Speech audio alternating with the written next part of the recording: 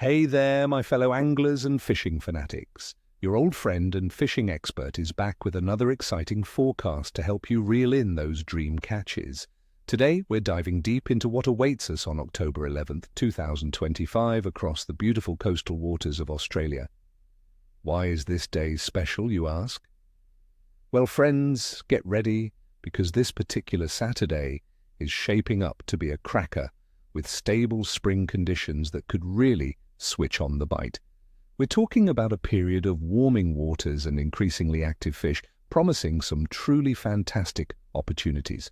Stick around, and I'll break down exactly what you need to know to make the most of it, from where to cast your line to the best tackle to use. Let's talk tactics for some of our most sought-after species as we head into this promising day. First up, we've got the mighty flathead. These ambush predators will be absolutely firing, as October is prime time for them. You'll want to be targeting them on the shallow flats during the early morning and late afternoon. Look for those sandy patches adjacent to structure like weed beds, drop-offs, and even mangrove edges where they lie in wait for bait fish and prawns. For tackle, a light to medium spinning outfit is ideal. I recommend using soft plastics, especially 3 to 4 inch grub or paddle tail styles in natural colors, jigged slowly along the bottom. My little trick? Give it a twitch, then let it sit. Those flathead often hit on the paws. Next, the ever-popular Bream. These guys will be active along rock walls, jetties, and pontoons in our estuaries and inshore waters. They love structure where they can find small crustaceans and bait fish. A light finesse setup with a small, unweighted prawn or a lightly weighted piece of fresh-cut bait will do wonders. If you're a lure angler, small, shallow diving crankbaits or soft plastic critter imitations worked slowly around the structure can be incredibly effective. Remember, bream can be a bit shy, so a stealthy approach and lighter fluorocarbon leader are key. And for those chasing a bit more fight, the K snapper are actively moving inshore to spawn in warmer waters, making them more accessible from shore or small boats. Look for them around rocky reefs, artificial structures, and deeper channels, particularly in coastal areas where water temperatures are steadily rising. Early morning and late afternoon are typically prime feeding times. A medium-heavy outfit with a paternoster rig or lightly weighted pilchards and squid bait will get you into the action. If you prefer lures, soft plastics 5 to 7 inches in natural colors, jigged gently off the bottom over reef patches, can be incredibly productive. Don't forget a bit of burley to bring them in close, friends. Let's now break down the conditions that are shaping this forecast based on the actual data we've found. For coastal New South Wales, including Sydney, on October 11th, 2025, we're looking at some excellent news on the weather front. The air temperature will range from a pleasant minimum of 17 degrees Celsius to a comfortable maximum of 29 degrees Celsius. This is classic spring weather, warm enough to get the fish moving, but not excessively hot to make them lethargic. We're expecting mostly sunny skies with only a 5% chance of rain at night, so daylight hours should be bright and clear. Winds will be light, becoming west to northwesterly, picking up slightly to 15 to 25 kilometers per hour in the middle of the day before easing again in the evening.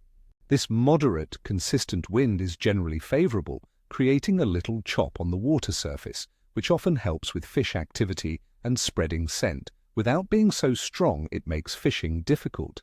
Atmospheric pressure appears stable, which is always a good sign for consistent fishing. Now for the water temperature. In coastal New South Wales, the average sea temperature in October hovers around 19.2 degrees Celsius, with some northern parts reaching 21 to 23 degrees Celsius. This warming trend is critical. It means fish metabolism is increasing, and they are becoming much more active, chasing bait and moving into shallower feeding grounds. It's that perfect sweet spot where many species are shaking off the winter lethargy and getting ready to feed aggressively. As for the bite moon phase, so October 11th, 2025, brings us a waning gibbous moon. The moon will be around 75 to 80% illuminated, about 4 days past the full moon. While some old-school anglers believe waning phases can slow things down, In my experience, the combination of strong lunar influence just after the full moon and these otherwise fantastic conditions means the fish will still be quite active, especially around dawn and dusk. The heightened lunar illumination can trigger strong feeding activity, particularly for nocturnal feeders. Overall, the general activity of fish in Australia for this time of year is excellent. It's spring, fish are shaking off the winter lethargy, bait fish and prawns are abundant, and many species are either spawning or feeding aggressively in preparation. We've got flathead, bream and snapper particularly active inshore and in estuaries. Australian salmon will also be harassing bait schools in harbours and bays. So, my friends, considering the stable, warming weather, the ideal water temperatures encouraging bait movement, and the active spring behaviour of our target species, my clear assessment for fishing on October 11th, 2025 is excellent to good fishing. The consistent weather and increasing water temperatures will keep fish active and on the bite. So there you have it, friends, everything you need to know to hit the water this October 11th. I wish you all bent rods and screaming reels. May your lines be tight and your catches plentiful. Don't forget to hit that subscribe button, give this video a big thumbs up if you found it helpful, and most importantly, tell me in the comments below, what are your plans for this weekend, and what species are you hoping to tangle with? What's your go-to bait or lure in these spring conditions? Share your observations, and let's build this amazing community together. Tight lines, everyone, and I'll see you on the water.